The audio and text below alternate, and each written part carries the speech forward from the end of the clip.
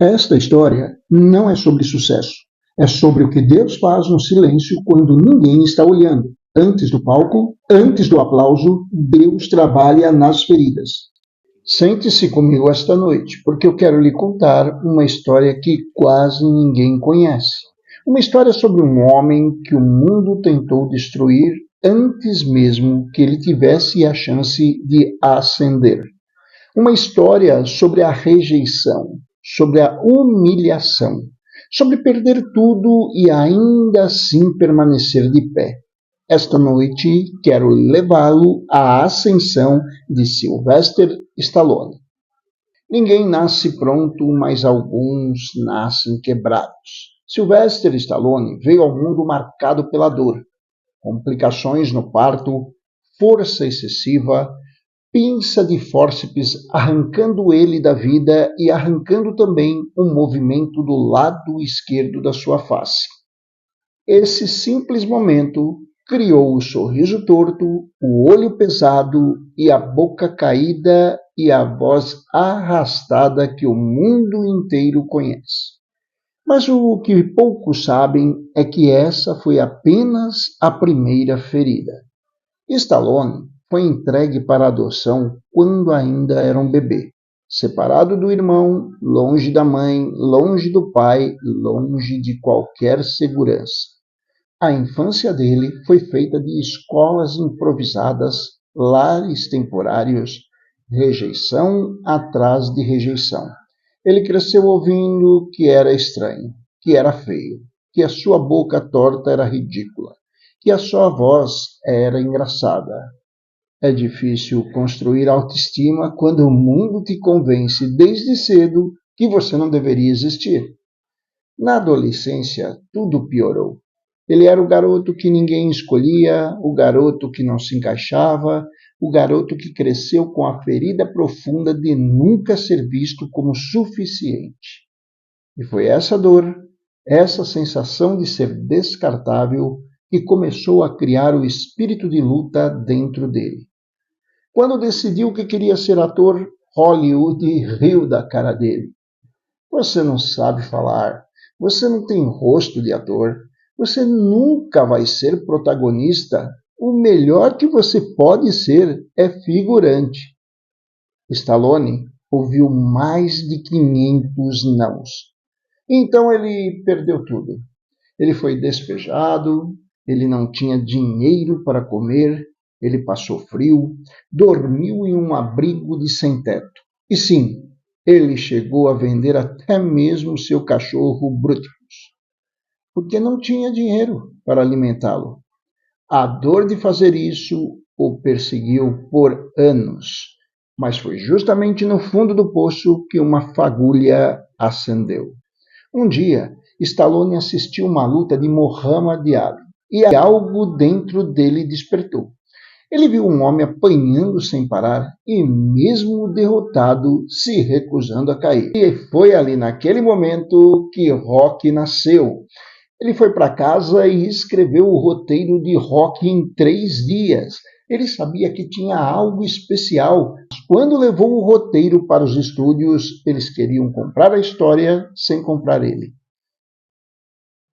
Nós queremos o roteiro, mas você não será o ator principal. Seu rosto não ajuda, sua voz é ruim, você não tem presença. Ele estava literalmente sem dinheiro, com fome, sem lar, e qualquer pessoa teria aceitado. Mas Stallone disse não. Sem mim não tem rock. Os grandes estúdios riram, diminuíram o valor, tentaram humilhar, tentaram comprar o seu sonho, mas tirar dele o papel principal. Stallone recusou todas as propostas. E quando ninguém mais acreditou, uma produtora pequena topou investir. Por muita pouca grana, por quase nada, mas com uma condição: Stallone seria Rocky Balboa. Com o adiantamento do contrato, a primeira coisa que Stallone fez foi ir atrás do cachorro que teve que vender. Ele pagou $15.000 para ter Butkus de volta, porque o sucesso ainda nem tinha chegado, mas o coração dele já estava sendo restaurado. Rocky Foi lançado e se tornou um fenômeno global. Ganhou 3 Oscars, incluindo o melhor filme. E o homem com a boca torta, a fala arrastada, o rosto rejeitado, se tornou um símbolo mundial de coragem. A jornada de Stallone prova algo profundo. Não é o que tiram de você que define sua história, é o que você faz com o que sobrou. Ele não tinha beleza hollywoodiana, não tinha voz perfeita, não tinha dinheiro, não tinha apoio, não tinha oportunidades. Mas ele tinha dor, fome, visão, fé, resiliência, identidade e propósito. E isso, no fim, vale mais do que o talento. Deus sempre usou pessoas rejeitadas para escrever histórias eternas. Não pessoas perfeitas, mas pessoas feridas que decidiram não perder sua identidade. José é um desses exemplos. José foi vendido pelos próprios irmãos, tratado como mercadoria, arrancado da casa do pai. Mesmo assim, ele permaneceu fiel. Na casa de Potifar, José finalmente parecia seguro. Tinha confiança, tinha posição, tinha futuro. E então veio a tentação. A esposa de Potifar o desejou. Insistiu, dia após dia. José poderia ter cedido. Ninguém estava olhando, ninguém saberia. Mas ele escolheu fugir. E ao fugir, deixou sua capa para trás. Aquela mesma capa que se tornou a prova falsa que o levou injustamente à prisão. José fez a coisa certa e mesmo assim perdeu tudo. Às vezes, obedecer a Deus não traz recompensa imediata. Traz perda, traz solidão, traz injustiça. Mas José perdeu a liberdade e preservou o caráter. Na prisão, José não se tornou amargo, não perdeu a fé, não abandonou quem era. E no tempo certo, Deus o levantou, de escravo a governador do Egito. O mesmo homem que foi rejeitado recebeu sua família no palácio, abraçou novamente o pai, deu pão aos irmãos que o venderam, porque Deus transforma a dor em propósito. Moisés foi criado como príncipe, educado no palácio, preparado para liderar. Mas Deus não o usou no palácio.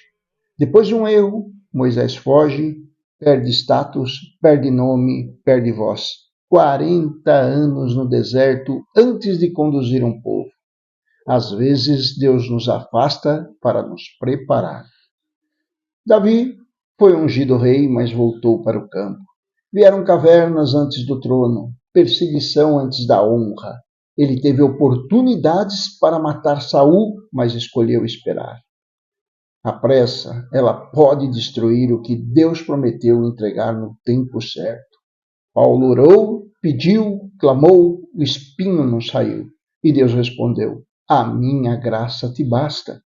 Nem toda dor é removida. Algumas nos mantêm dependentes. O padrão se repete: rejeição, perda, espera, formação e propósito. Deus nunca começa pelo palco, ele começa pelo caráter. Stallone não venceu apesar das feridas, ele venceu através delas. E talvez você também tenha sido quebrado antes mesmo de ter uma chance. Rejeitado, subestimado, ferido. Assim, se Deus quiser construir algo poderoso justamente com a parte de você que o mundo mais criticou. Sua história não termina na sua ferida. Ela começa ali. Bem-vindo ao Epicenter Core, o núcleo da sua transformação interior.